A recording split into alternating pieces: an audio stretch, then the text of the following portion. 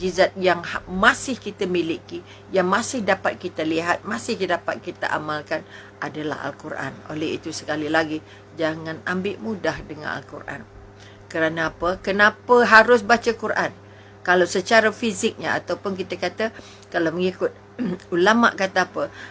Al-Quran itu nanti akan bercakap untuk menjadi saksi kepada kita ketika berada bersama Allah, ketika berada dalam perhitungan Allah, kita ketika berada mungkin di alam barzah dan juga di mahsyar dan juga di tempat-tempat mizan dan sebagainya.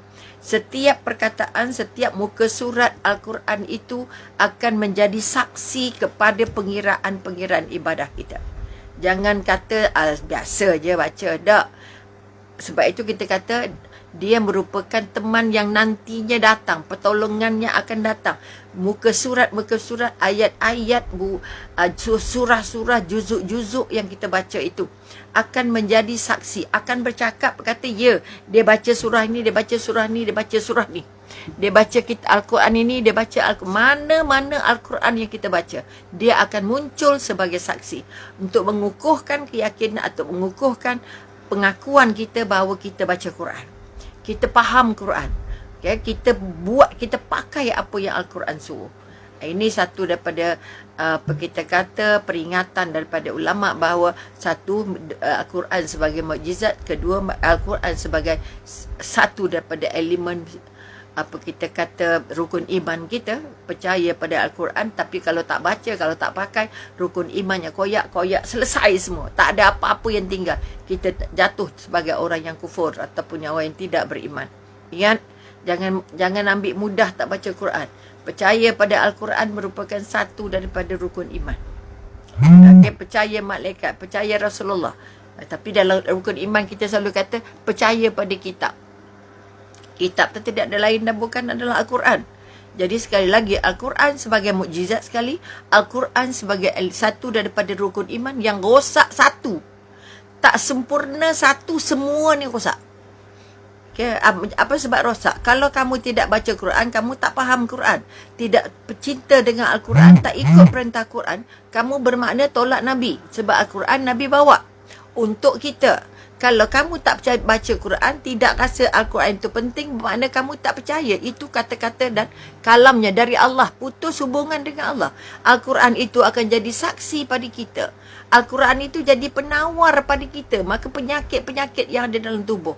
Sebab itu para ulama dulu, ya Allah, susah sakit. Okay? Sebab itu kekuatan yang nak dibangun, Al-Quran itu penawar segala penyakit, termasuk coronavirus yang sedang kita alami ini. Kalau hari-hari kita baca Quran, itu adalah penawar yang paling baik. Itu adalah syifa, pembekal kesihatan yang paling baik. Sebab sudah dijanjikan dalam Al-Quran, setiap yang sakit akan dibawa turunkan Allah sekali lagi bersama ubatnya, bersama penawarnya. Maka balik kita kembali Quran, jangan sampai kita lepas. Kita percaya apa orang kafir cakap, kita percaya apa WHO cakap, tapi kita tak percaya apa Nabi cakap, dan kita tak percaya apa Al-Quran cakap. Ini satu daripada kesulitan, satu daripada bala yang akan menimpa kita sekali lagi. Sebab itu kita kata, kalau kita kata coronavirus ini musibah, maka satu daripada merupakan penyakit dan sebagainya. Bukan saja disebabkan kumannya, kita yang tak kena ni pun jadi sakit. Sakit otaknya, sakit emosinya, sakit kehidupannya, banyak sakitnya. Okay? Maka sekali lagi, kalau kita berkata belum jumpa penawarnya, walaupun ramai yang sembuh, ini pun satu benda yang Allah nak pegang, tunjuk pada kita. Tak ada lagi vaksinnya, tapi rata-rata yang ramainya sembuh daripada yang mati. Nak membuktikan, nak bagi tahu pada kita, siapa yang baca Quran, itu keberkahan Al-Quran. Keberkahan yang orang baca kita dapat, kita dengar pun dapat. Kita baca sendiri dapat, kita dengar orang baca pun dapat, kita dengar dari mana-mana pun dapat. Kekuatan-kekuatan yang ada dalam Al-Quran. Maka sekali lagi, pertama, Al-Quran mahal kerana dia merupakan penyambung kita dengan Rasulullah dan dengan Allah. Tanpa Al-Quran tidak ada ayat-ayat Allah. Maka jangan ambil mudah sekali lagi. Jangan sampai kita senang hati tidak baca Quran. Okay? Maka sekali lagi, Quran adalah mukjizat. paling besar, paling utama, paling unggul, paling kekal. Sebab itu Allah kata apa? Aku yang turunkan Al-Quran dan aku yang jaga.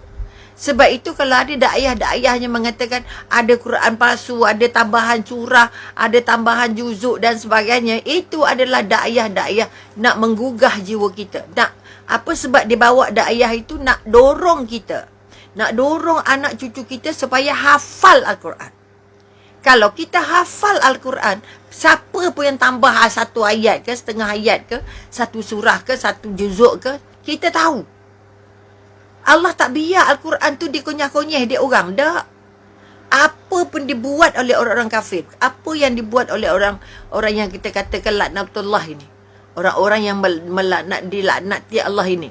Al-Quran tetap kekal seperti yang asli. Pusing kok mana pun. Pusing kok mana kan. Sebab itu kalau kita, sebab itu Nabi pesan, pegang dua ni yang aku tinggal ni. Quran, hadis, hadis, Quran. Tapi Quran kita tinggal, hadis kita tinggal, kita pegang kitab orang. Kita hafal kitab orang. Kita telaah kitab orang. Tidak telaah Al-Quran. Kalau semua sistem pendidikan kita, semua pusat-pusat pengajian kita meletakkan Al-Quran wajib untuk sebuah pelajar, InsyaAllah ilmu yang dia dapat dari ilmu sampingan yang diiringkan dengan Al-Quran, pasti ilmu itu berkah. Okay, tapi sayangnya, sayangnya, walaupun IPT ke, pusat latihan ke apa ke, yang dikendalikan oleh orang Islam, tidak mewajibkan Al-Quran untuk anak pelajarnya. Ini yang nak menunjuk. Sebab itu kita kata-kata ramai siswazah, tapi lebih ramai yang jadi masalah. Bukan yang melesai masalah. Kerana apa? Kita hafal semua buku lain. Kita buat assignment terjega-jega sampai tengah malam nak buat assignmentnya.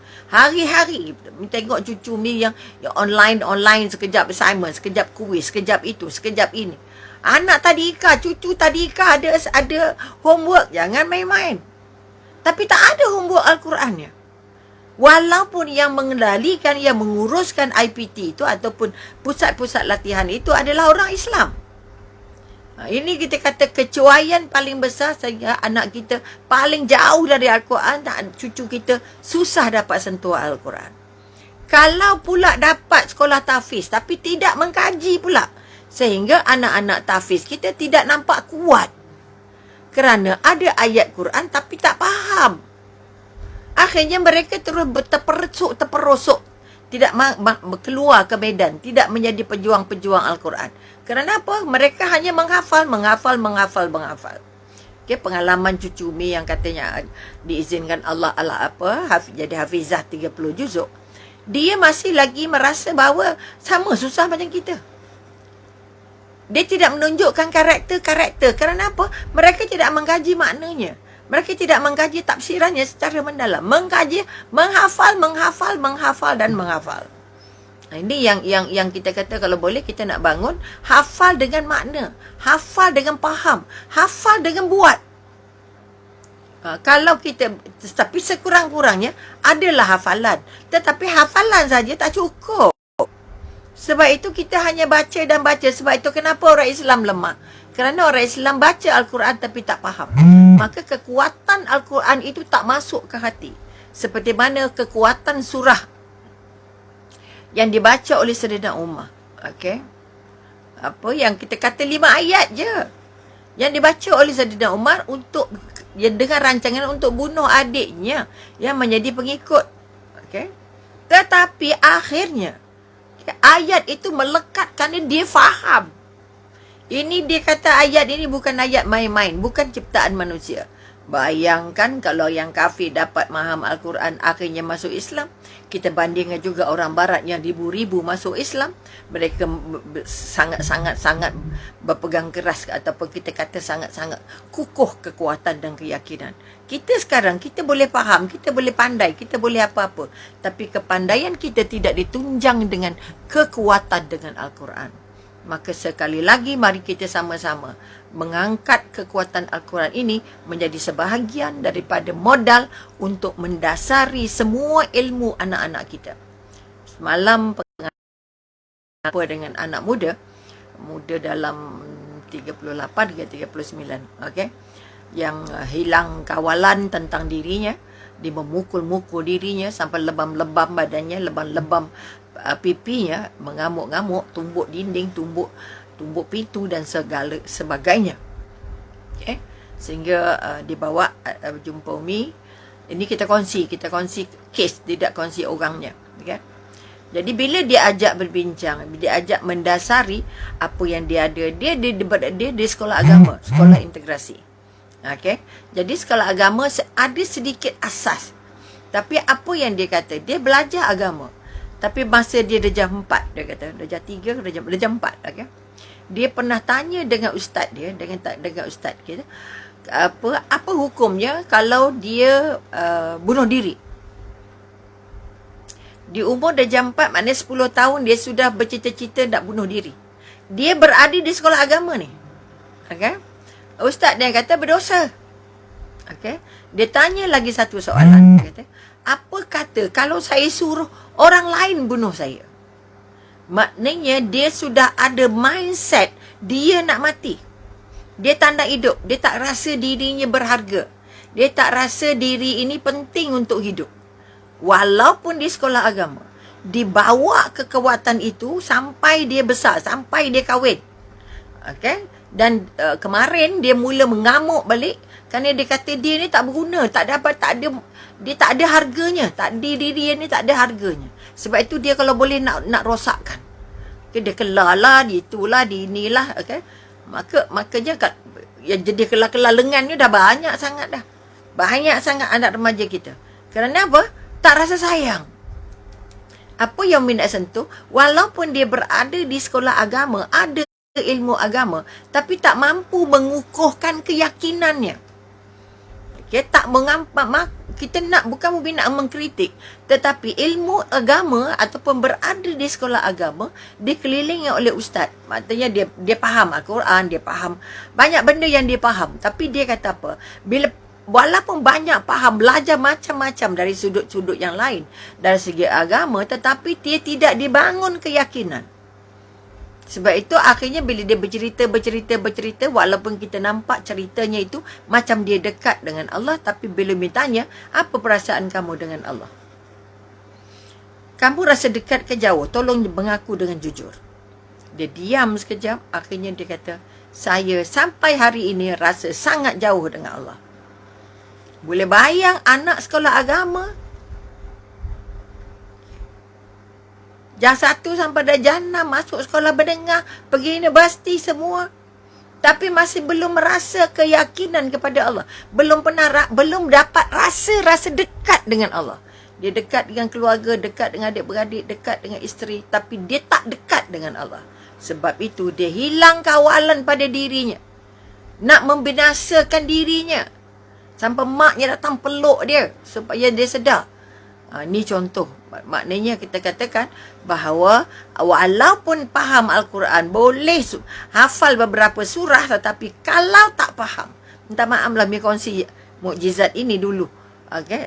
Kalau dia faham, tapi pahaman dia tidak membangun keyakinan. Akidahnya tidak apa kita katakan, dipasak kuat-kuat. Berdasarkan kita kata hadis dalam Al-Quran. Bila akidahnya tak jelas, maka amalnya jadi tak jelas. Dia kata, saya solat, saya baca Quran. Tapi kenapa saya boleh buat macam ini pada diri saya? Okay? Tahu ada Tuhan, tahu. Percaya ada Tuhan, percaya. Dia ada percaya, tapi tak ada keyakinan.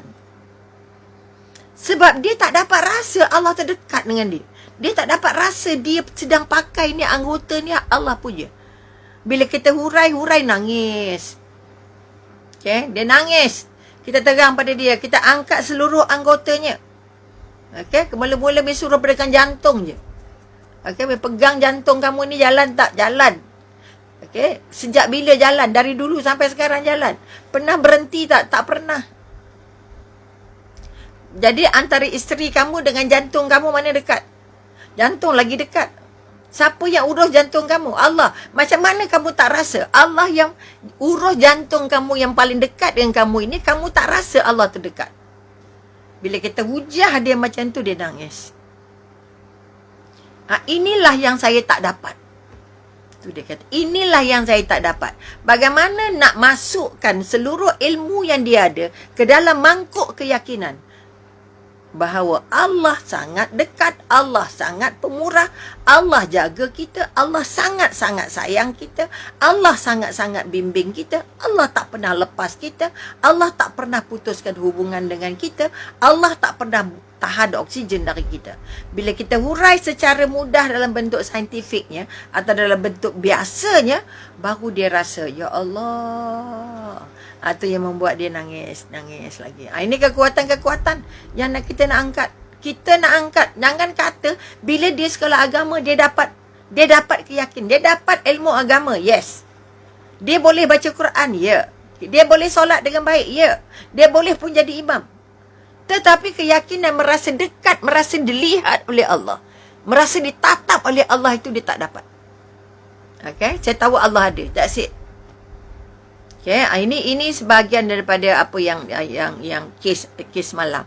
Okay, datang kaunseling sampai daripada pukul 8 sampai dekat pukul 12 baru selesai. Sebab kita nak hurai pada dia sampai dia faham. Sampai dia boleh membangun keyakinan benar. Sekarang kamu rasa Allah dekat ke jauh? Sekarang kamu rasa Allah tengok kamu ke tak? Sekarang kamu rasa Allah sayang kamu ke tak? Kita bagikan evidence bahawa Allah sangat sayang dia. Dia nak meninggal, dia nak mati pada umur 10 tahun. Tapi Allah bagi dia terus sampai hidup, walaupun Allah bagi dia ujian. Kenapa Allah bagi saya banyak ujian? Bila kita terang, ujian tu tanda Allah sayang, ujian tu tanda kamu nak kuat, ujian itu nak bagi kamu boleh jadi mantap dan sebagainya. Baru dia nganga, kenapa saya tak dapat benda ni sebelum ini?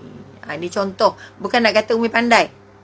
Okay, tapi nak bagi tahu dia pada anak kita tahu ada Tuhan tapi tak rasa ada Tuhan.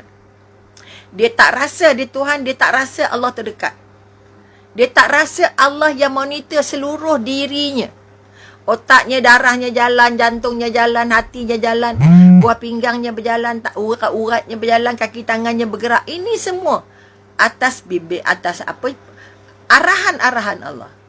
Kalau dia dapat, sebab itu kita kata, kalau dia dapat rasa itu, maka tidak ada anak yang nak merosakkan dirinya. Tak akan ambil dadah punya. Dia tahu dadah tu jahat. Pengalaman Umi dengan penagih dadah, saya tahulah. Saya tahu ini dadah.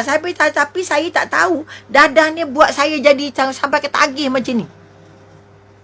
Bayang kan? Sebab itu kita kata kekuatan yang nak dibangun ialah Al-Quran. Ini mukjizat. Kita kata mukjizat yang antara yang paling besar tadi. Al-Quran pertama, ingat sekali lagi, Umi ulangkan, Al-Quran itu modal nombor 1 untuk kita jadi jambatan. Bahawa dia penyambung, Rasulullah penyambung Al-Quran, penyambung kita dengan Allah. Sebab itu kitab Al-Quran dipanggil ayat-ayat Allah, bukan ayat Rasulullah. Itulah ayat yang Rasulullah gunakan dalam mengurus semua kehidupannya sebagai manusia dan sebagai isteri, sebagai suami, sebagai pemimpin, sebagai dai, sebagai pentadbir. Nabi dah buktikan bahawa Al-Quran itu modal mengurus yang paling hebat. Tapi yang bawa Al-Quran, yang pegang Quran, yang tahu Al-Quran tak mampu keluar sebagai pemimpin. Kerana tak faham kandungannya dan tak mampu untuk pakai dalam kehidupan harian. Sedangkan buktinya sudah ditunjukkan oleh Rasulullah. Aku pegang ini, aku mengurus pakai ini. Ini bukunya, ini manualnya, ini rujukannya.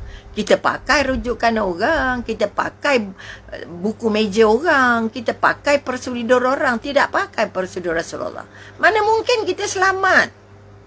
Kita tidak punya akan selamat. Kalau kita kata kita nak jadi kaya, negara kita kononnya 20, esok akan jadi negara industri yang paling kaya. Minta maaf banyaklah.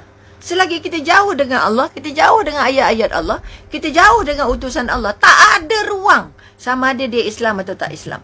Kerana Al-Quran bukan untuk orang Islam saja, juga untuk bukan Islam.